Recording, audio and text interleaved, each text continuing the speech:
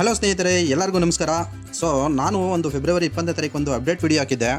ಅದು ನಮ್ಮ ಆ್ಯನಿವರ್ಸರಿ ಮತ್ತು ನನ್ನ ಫ್ರೆಂಡು ಸೀನನ ಬರ್ತ್ಡೇ ಪ್ರಯುಕ್ತ ಒಂದು ಸ್ಮಾಲ್ ಟ್ರಿಪ್ ಮಾಡ್ತಾಯಿದ್ದೀವಿ ಅಂತ ಆ ವಿಡಿಯೋಗಳನ್ನು ಹಾಕಿದ್ನಲ್ಲ. ಆ ವಿಡಿಯೋಗಳನ್ನು ಕಾರಣಾಂತರಗಳಿಂದ ಅಪ್ಡೇಟ್ ಮಾಡೋಕ್ಕಾಗಿರಲಿಲ್ಲ. ಇವಾಗ ನಾನು ಘಾಟಿ ಸುಬ್ರಹ್ಮಣ್ಯಕ್ಕೆ ಹೋಗಿರೋ ವಿಡಿಯೋನ ಹಾಕಿದ್ದೀನಿ.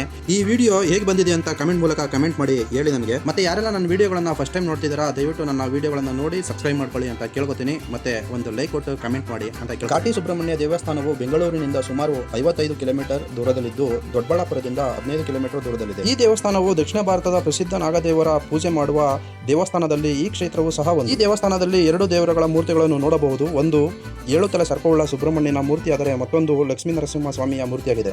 ಇವು ಪೂರ್ವಾಭಿಮುಖವಾಗಿ ಮತ್ತು ಪಶ್ಚಿಮಾಭಿಮುಖವಾಗಿ ಪ್ರತಿಷ್ಠಾಪನೆಯಾಗಿವೆ. ಒಂದನ್ನು ನೇರವಾಗಿ ನೋಡಿದರೆ ಮತ್ತೊಂದನ್ನು ದೊಡ್ಡ ಕನ್ನಡಿಯ ಸಹಾಯದಿಂದ ನೋಡಬಹುದು. ನಾವು ಸಹ ದೇವರ ದರ್ಶನ ಮಾಡಿಕೊಂಡು ನೆಕ್ಸ್ಟ್ ನಾವು ಟೈಮ್ ಆಗಿತ್ತು, ಊಟ ಮಾಡೋದಕ್ಕೆ ಹೊರಟಿದ್ವಿ. ನಾವಿಲ್ಲಿ ಊಟ ಮಾಡೋದಕ್ಕೆ ಸ್ಟಾಪ್ ಮಾಡಿದ್ದೀವಿ. ನಾವು ಮನೆಯಿಂದನೇ ಬುತ್ತಿ ಕಟ್ಕೊಂಡ್ಬಂದಿದ್ದೀವಿ. ಬುತ್ತಿ ಕಟ್ಕೊಂಡ್ಬಂದು ಶ್ರೀನಾ ಮತ್ತು ನಾವು 2 ಮನೆ ಕಡೆಯಿಂದ ಬುತ್ತಿ ಬಂದಿದೆ. ಸ್ಪೆಷಲ್ ಒಬ್ಬಟ್ಟು. ಸೀನಾ ಒಬ್ಬಟ್ಟು ಮಾಡ್ಕೊಂಬಂದಾನೆ. ಒಬ್ಬಟ್ಟು ತುಪ್ಪ ಇಲ್ಲ, ಬೇಡ ನಮಗೆ. ಚಕ್ಲಿ ಚಕ್ಲಿ ಚಕ್ಲಿ ಮಾಡ್ಕೊಂಬಂದಾನೆ. ಸೂಪರ್ ಆಯ್ತಾ? ಸಕ್ಕತ್ ಆಯ್ತು. ಹೆಂಗೈತಿ ಚೆನ್ನಮ್ಮ? ಸೂಪರ್ ಅಣ್ಣ, ಸೂಪರ್. ಹೆಂಗಿದೆ? ತುಂಬ ಸೂಪರ್ ಆಗಿದೆ. ಸೀನಾ ಮಾಡಿರೋ ಒಬ್ಬಿಟ್ಟು ತುಂಬಾನೇ ಚೆನ್ನಾಗಿದೆ. ಅಂದರೆ ಸೀನಾ ಅಂತ ಹೇಳಿದ್ರೆ ಸೀನಾ ಫ್ಯಾಮಿಲಿ. ಸೀನಾ ಅಂದರೆ ಸೀನಾನೇ ಇಲ್ಲ. ಗುಲಾಬ್ ಜಾಮೂನು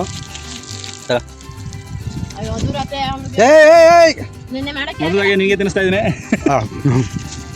ನೆಕ್ಸ್ಟ್ ನಾನು ತಿಂತಾ ಇದ್ದೀನಿ. Happy birthday. Thank you.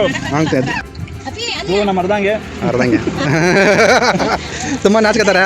Srinivas ಮಿಸಾಸು ಫೋಟೋಗೆಲ್ಲ ಬೇಡ ಅಂತಾರೆ, ವೀಡಿಯೋಗೆಲ್ಲ. ಹಂಗಿದೆ ಟೇಸ್ಟು. ಗೊತ್ತಿಲ್ಲ ಸಿನ ಹುಷಾರಿಲ್ಲ ಅಂದ್ಬಿಟ್ಟು ನಾನು ಜಾಸ್ತಿ ತಲೆ ಕಟ್ಕೊಳ್ಳಿಲ್ಲ. ನೀನಂತೀನಪ್ಪ ಖುಷಿ. ಅರ್ಧ ದಿನ ಸ್ವಲ್ಪ ರೋಸ್ಟ್ ಆಗಿದೆ. ಚೆನ್ನಾಗಿ ನೋಡಿದೆ.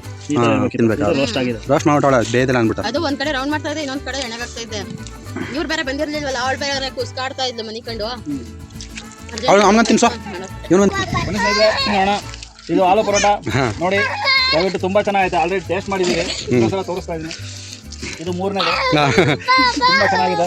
ಎಲ್ಲ ಕ್ರೆಡಿಟು ನಮ್ಮ ಪೂಜೆಗೆ ಹೋಗೋದು. ಕ್ಯಾಪ್ಸಿಕಮ್ ಗ್ರೇವಿ ಎಕ್ಸಲೆಂಟ್ ಆಗಿದೆ, ಖಾರವಾಗಿ. ಇವತ್ತೇ ಮಾಡೋಕ್ಕಾಗಲ್ಲ. ಸೂಪರ್ ಆಗಿದೆ.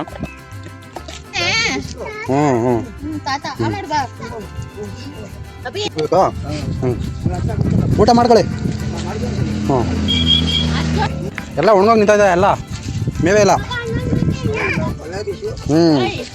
ಇವಾಗಲೇ ಈಗ ಬಿಸಿಲು ಇಷ್ಟೊಂದು, ಇನ್ನು ಮುಂದಕ್ಕೆ ಇನ್ನಂಗ.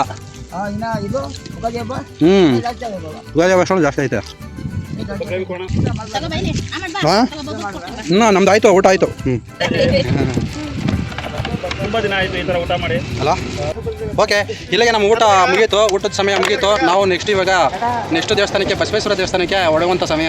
ಇಲ್ಲಿಂದ 22 ಕಿಲೋಮೀಟ್ರ್ ಇದೆ. ಯಾವ ದೇವಸ್ಥಾನ ಅದು? ಬಸವೇಶ್ವರ ದೇವಸ್ಥಾನ, ಕಣಿವೆ ಬಸವೇಶ್ವರ ದೇವಸ್ಥಾನ. ಇಲ್ಲಿಂದ 22 ಕಿಲೋಮೀಟ್ರ್ ಇದೆ. 22 ಕಿಲೋಮೀಟ್ರಿಂದ ಇಲ್ಲಾಂದ್ರೂ 40-45 ನಿಮಿಷ ಬೇಕು. ಅಲ್ಲಿವರೆಗೂ ಸಿಗೋಣ. ನಾವು ಎಲ್ಲಿ ಕಣಿವೆ ಬಸವೇಶ್ವರ ದೇವಸ್ಥಾನದ ಹತ್ರ ಸಿಗೋಣ. ಅಲ್ಲಿವರೆಗೂ ಬಾಯ್.